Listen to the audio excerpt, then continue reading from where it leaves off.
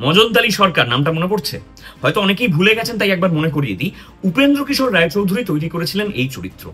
মজনতালী সরকার ছিল একটি বেড়াল, তবে যে সে বেড়াল নয়, তার মগজ ছিল তার অস্ত্র। ক্ষুরোধার বুদ্ধি ছিল মজনতালী সরকারের, এবং তার ভয়ে কিন্তু বাঘ বাঘিনীরাও একটু তটস্থ থাকতেন। তবে মজনতালী সরকার আসলে কতটা শক্তিশালী সেটা অনেকেই বুঝতে পারেননি।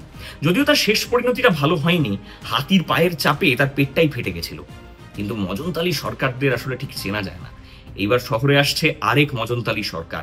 না, উপেন্দ্র কিশোর রায়চৌধুরীর চরিত্র নয়। এইবার যে মজনতালী সরকার আসছে তার বুদ্ধি তো আছেই, একই সঙ্গে তার হাত পাও কিন্তু বেশ চলে। আর এদিকে তার সেন্স অফ হিউমার কুকরির থেকেও বেশি ধারালো। এইবার মজনতালী সরকার আসছে অসুর দমন করতে। যেখানে যেখানে অন্যায় মাথাচাড়া দিয়ে উঠবে, সেইখানেই প্রতিবাদ এবং প্রতিরোধে আসছে মজনতালী সরকার, এবং অসুরদের বিনাশ করবে সে।